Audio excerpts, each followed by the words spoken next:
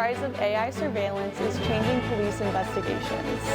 Then why Nebraska drivers are paying more at the pump and how long those prices could stick around. Later, why more women are waiting to have children and how egg freezing is emerging as a popular option. All of this and more on the Omaha News. Good afternoon, I'm Ella Meese. And I'm Bailey Cook. A Nebraska-based surveillance company is raising new questions about privacy and law enforcement. Reporter Olivia MacArthur explains how artificial intelligence is changing investigations. Step outside and you'll likely see some form of surveillance, from parking garage cameras to warning signs on apartment buildings. But cameras are just one way you can be tracked.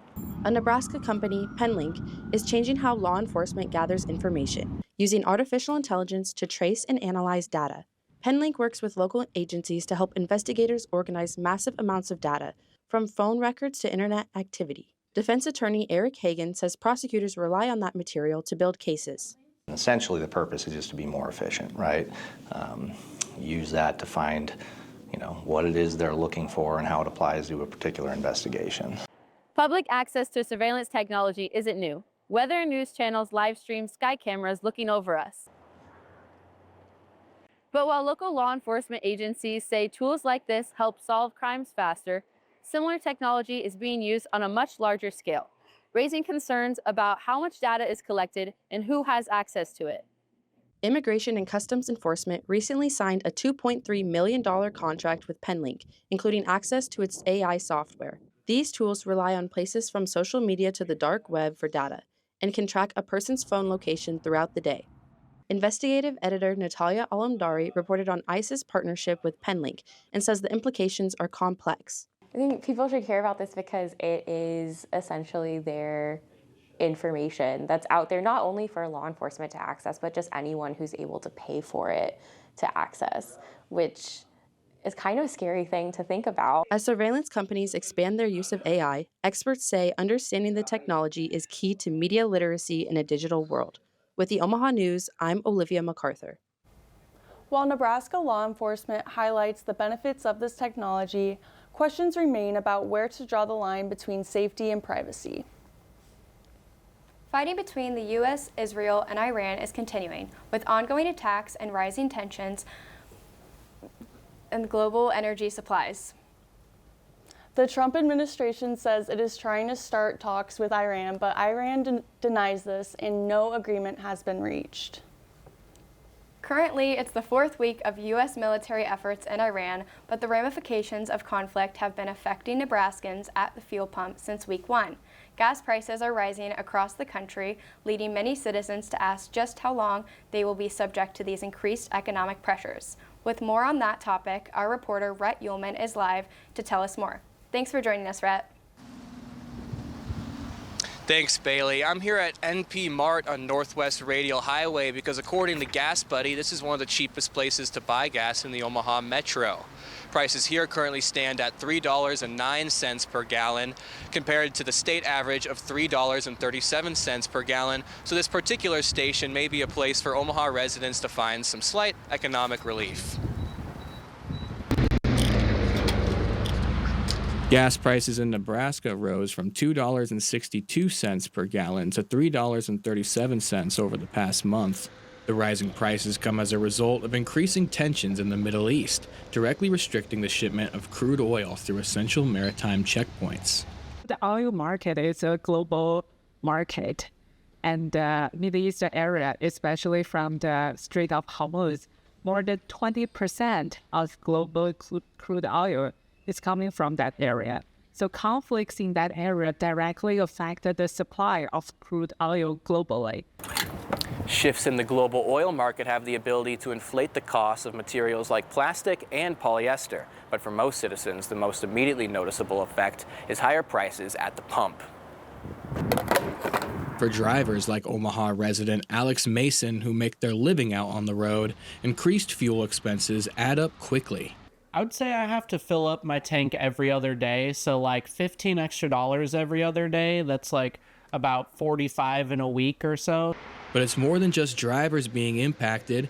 Rising fuel costs have a ripple effect across the entire economy. As the conflict wages on in the Middle East, with no definite timeline indicating when pressures might end, drivers can only wait and see if the high prices will stick around for the long.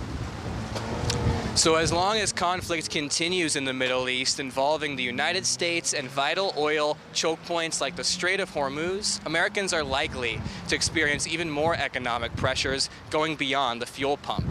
Going back to you, Bailey, in the studio. Thanks, Rhett. For many residents who may be struggling with high fuel costs, Consumer Reports recommend maintaining tire pressure, removing excess weight from your vehicle, and using apps like Gas Buddy. After the break, how one local group is stepping in to help families who face childhood cancer. Then, how new SNAP work requirements in Nebraska could impact who qualifies for food assistance.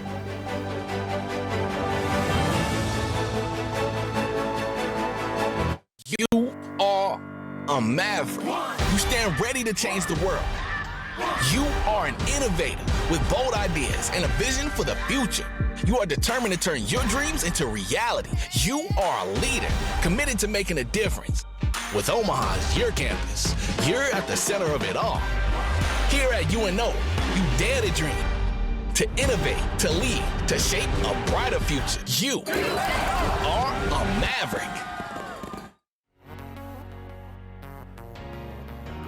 Create,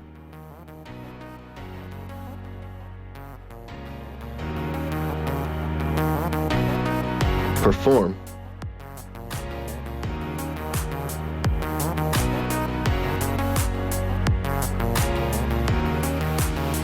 communicate.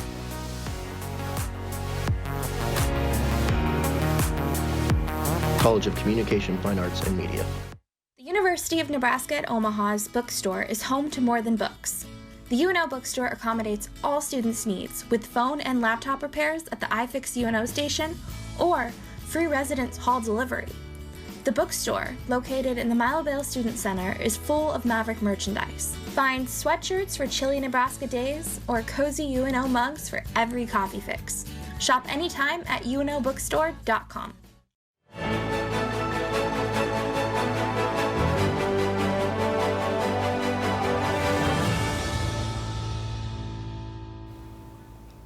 Nebraska has some of the highest childhood cancer rates in the country, and many families say there's a lack of emotional support. Reporter Ella Albert shows us how one local organization is working to help bridge that gap. For children and families facing childhood cancer, the battle goes far beyond the hospital. In Nebraska, where childhood cancer rates are among the highest in the country, cancer is the second leading cause of death for children and young adults between the ages of 1 to 19 years. For many caregivers, the stress doesn't end after treatment. It continues at home, in schools, and in everyday life. There should be more programs to support the family once they come home, because there's nurses coming to our house, but they just come give medicines and they're gone, right? 20 minutes later, they're gone. And then you're here with a sick child and you don't get prepared for that. While medical care is available, mental and emotional resources are often harder to find. For families facing childhood cancer, the hardest part isn't always the diagnosis. It's feeling like you're going through it alone. Spaces like this can help make an impact. By hosting community events, offering online mentorships, and virtual resources, Help One Person Today aims to reduce the emotional toll on families battling cancer. Founder Zach Arter says that kind of support is critical. When we meet with children, there's science that's backed. When you show up for somebody, you care for somebody, their brain chemistry actually, changes when they have feelings of hope, resiliency, and someone that's there for them. So definitely strive to, bridge that gap of what's missing there. Advocates say that expanding access to these resources can help ensure no family has to face childhood cancer alone. With the Omaha News, I'm Ella Alberts. Organizations like Help One Person Today are working to make sure families don't have to navigate childhood cancer alone. A new bill introduced by Ohio Congressman Dave Taylor is targeting fraud in the SNAP program. The proposal would require states to report misuse data or face penalties as lawmakers push for more oversight of taxpayer funds. New federal changes to SNAP benefits are now being implemented in Nebraska, expanding work requirements and removing some exemptions. As eligibility reviews continue this year, food banks and service organizations say that the changes could impact vulnerable residents. Reporter Mo Alabadi has the story. Nebraska began rolling out new SNAP work requirements in October 2025, now requiring adults up to age 64 to work, train, or volunteer at least 20 hours a week. At Food Bank for the Heartland, Government Affairs Officer Tim Williams says SNAP plays a key role in preventing food insecurity. For every meal that a food bank can distribute, SNAP can distribute the equivalent of 9 meals. The changes also remove exemptions for some groups, including veterans and young adults who aged out of foster care. It can be very difficult to find a job, but then in order to keep your benefits, you then have to prove that you're working. That can be very burdensome for people. As Nebraska reviews eligibility this year, food banks and service organizations say work requirements can create challenges for people trying to secure housing, finding work, and meet basic needs. At New Visions, Willie Austin works with veterans who are already facing homelessness and food insecurity. If we don't address their safety and food security, they cannot be themselves or cannot be whole. As reviews continue through 2026, a new bill in Nebraska aims to restore SNAP exemptions for veterans, people experiencing homelessness, and young adults aging out of foster care. One key development here is a bill introduced by State Senator Megan Hunt that would restore SNAP exemptions for veterans, people experiencing homelessness, and foster youth. Mo, what would that bill actually do? The bill would direct the state to seek a federal waiver, which could allow Nebraska to reinstate those exemptions for now, though those work requirements remain in place as eligibility reviews continue through 2026. Thanks, Mo. More women are choosing to delay parenthood. According to the CDC, the average age of first-time mothers in the U.S. rose to 27.5 in 2023, with more women having their first child at 35 and older. Here in Omaha, doctors say they're seeing more women in their 20s and early 30s looking to preserve that option while they focus on school, careers, or other long-term plans. We are seeing people younger and younger, especially if they look at the fact that they have like a long-term educational commitment in front of them. We see a lot of medical students, et cetera, and they know they've got 10 years till they want to have kids. And they're coming in and freezing their eggs.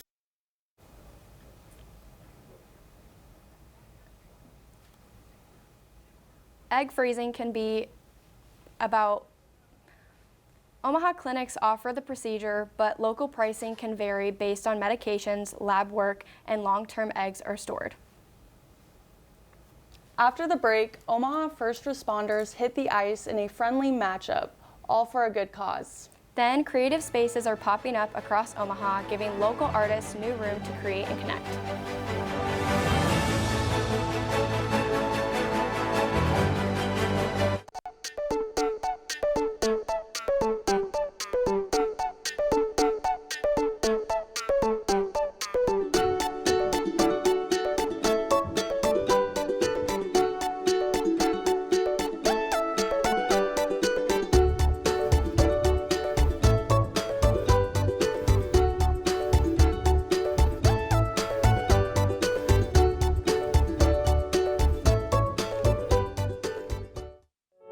I never thought I'd be standing in the clouds looking down on the ancient ruins of the Incan Empire.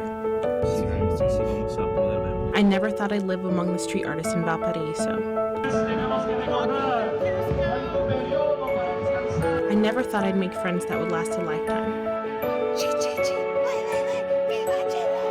Adventure's out there, and as Mavericks, it's up to us to find it. Stop thinking, start doing. Visit educationabroad.unomaha.edu. The 13th Floor magazine is a student-run campus literary journal that features poetry, creative nonfiction, fiction, microfiction, screenplay, and visual art from UNO students, alumni, faculty, and staff.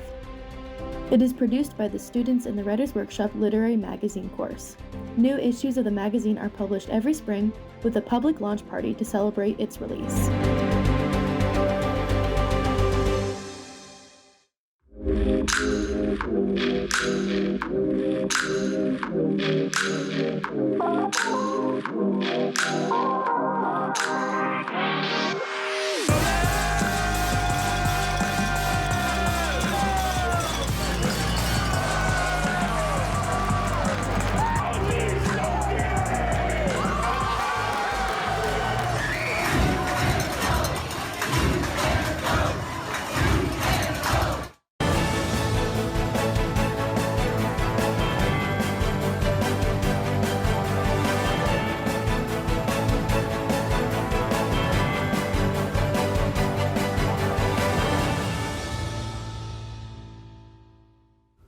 Welcome to this week's edition of Omaha Sports, your home for the latest headlines, highlights, and stories from the heartland and across the country. I'm reporter Maya French. Fans at Baxter Arena got more than just a basketball game last Thursday as the Harlem Globetrotters brought their one-of-a-kind show to Omaha. Joe Sutton has more.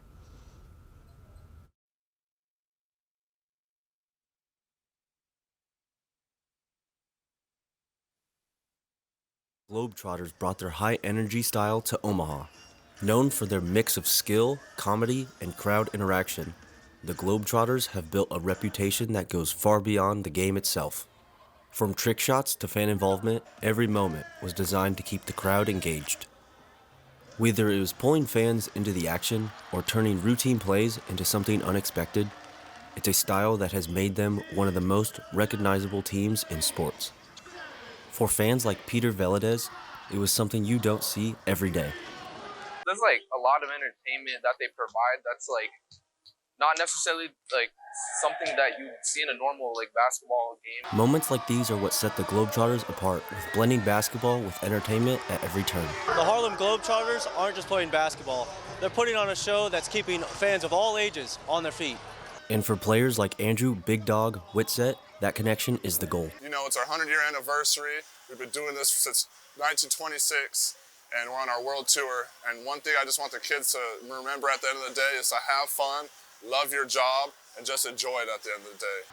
And that connection is what continues to bring fans together, turning every game into a show. Reporting for the Omaha News, I'm Joe Sutton.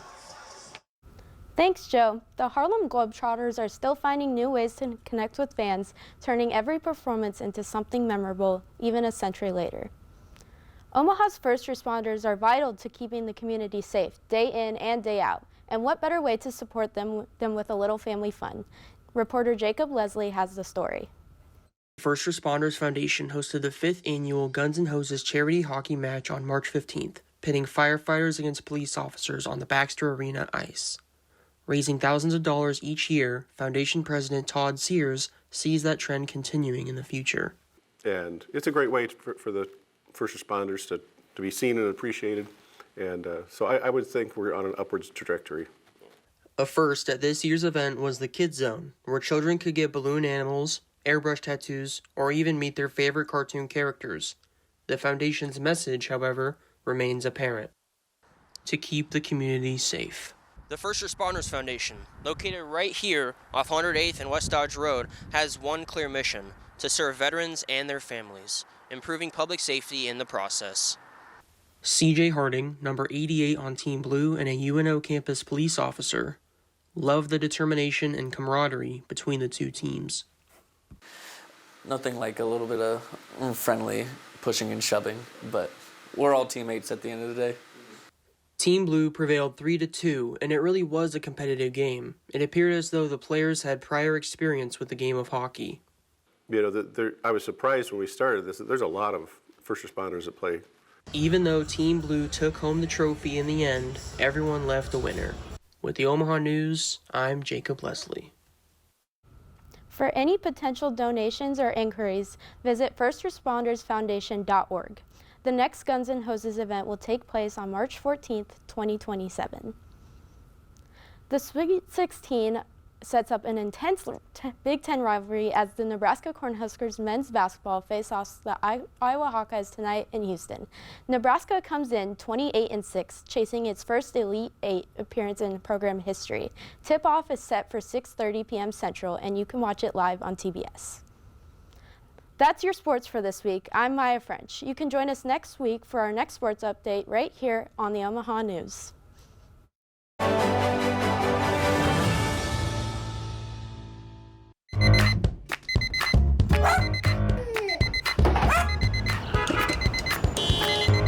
Breaking news this morning, traffic is backed up for miles.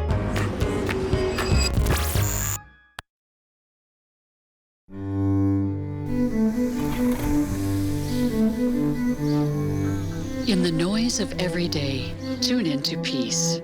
Stay classical, Omaha.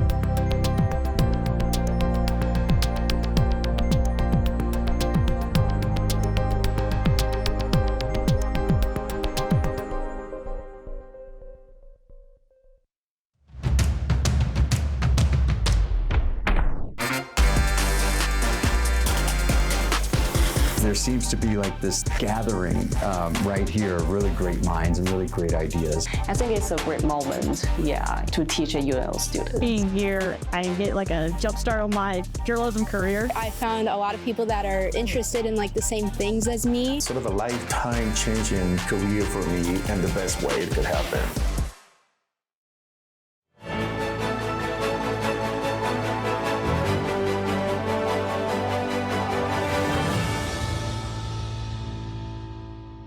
Across Omaha, creative studios are creating new opportunities for business owners to go in and create content. They are accessible and can be rented out whenever an idea may arise. Reporter Eileen Adame shows us how these spaces are helping local creatives grow.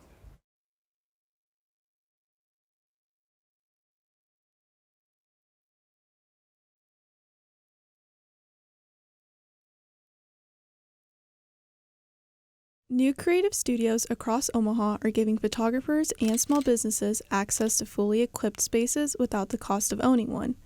That flexibility allows creatives to experiment, collaborate, and create something new each time. Photographer Paige Telly says it's changed the way she works. It gives us like a quiet space where we can talk and we can collaborate and then we can work on what we're doing. So we keep to the game plan the whole time. Makes it a little bit more efficient when you just have like a private space on your own. And it also just gives a little bit more diversity in my photographs. When I can change up the background, change up the props, it allows me to make each client's shoot unique. And this is one of many. It is not just about photographers, but these spaces are opening up opportunities for creatives and small businesses of all kinds. The focus is to experiment and connect.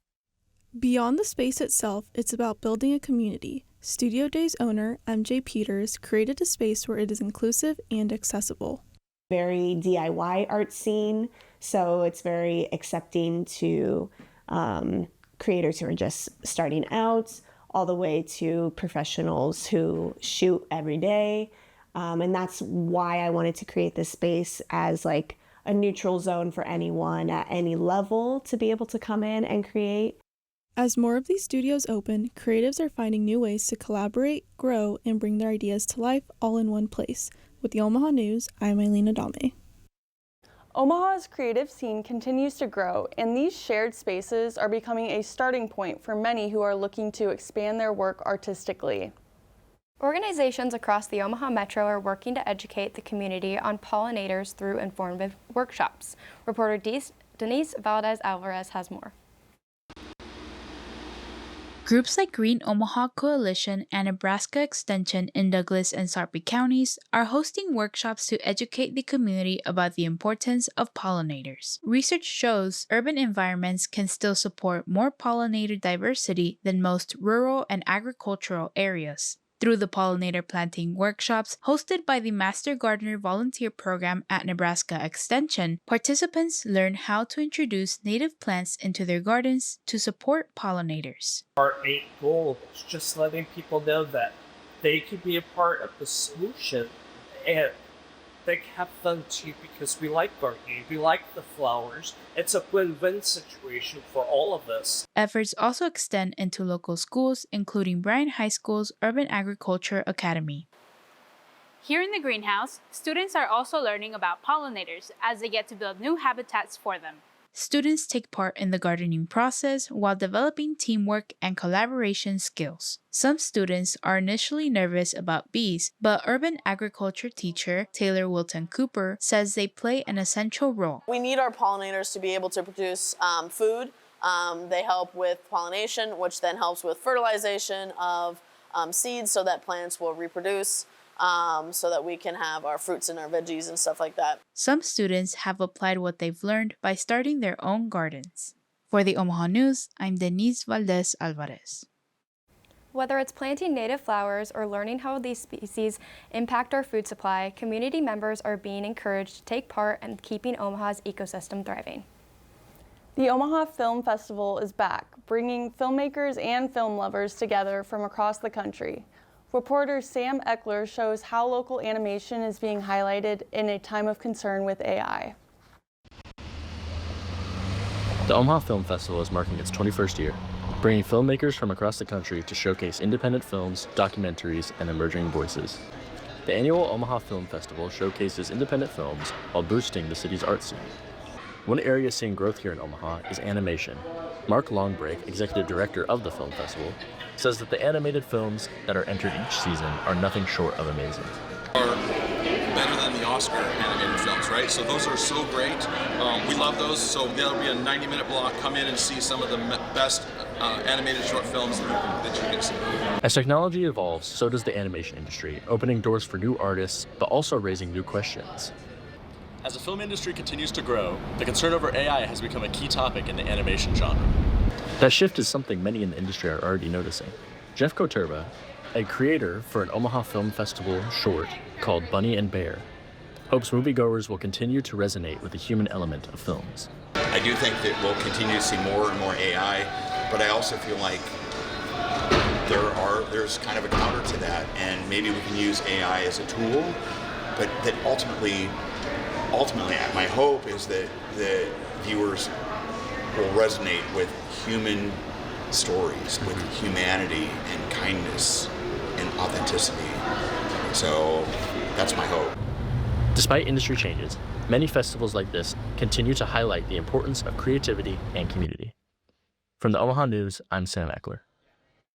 That's all for today. Thank you for joining us for another edition of the Omaha News. Follow us on Facebook, Instagram, and TikTok at UNO The Omaha News or visit unomahanews.com for the latest stories. From all of us here at UNO Television, thanks for watching, and we'll see you again soon.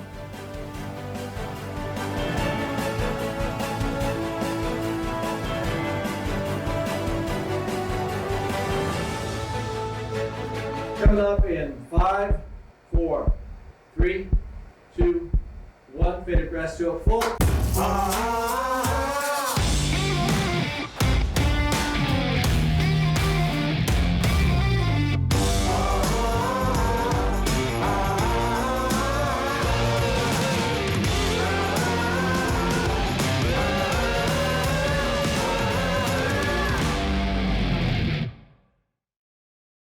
You are a maverick. You stand ready to change the world.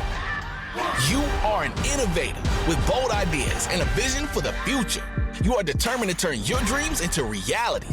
You are a leader, committed to making a difference. Your passion for finding solutions transforms research into real-world impact. You are unique, and your voice matters. Your individuality breathes life into the community you're shaping. You are driven, always striving for excellence. Your passion, your hustle, it's not just about today. It's about opening doors to tomorrow. Every skill you sharpen, every connection you make is building the foundation for your future success. With Omaha as your campus, you're at the center of it all. Here at UNO, the possibilities are as endless as your potential. You dare to dream, to innovate, to lead, to shape a brighter future. You are a maverick. Consider This continues to find the stories that matter to Nebraskans and let them hear directly from the people involved. Hi, I'm Kathy Wyatt, and I'd like to sincerely thank all of those guests, the students and staff at UNO who work on this program, and especially you, the viewer. Thank you for watching.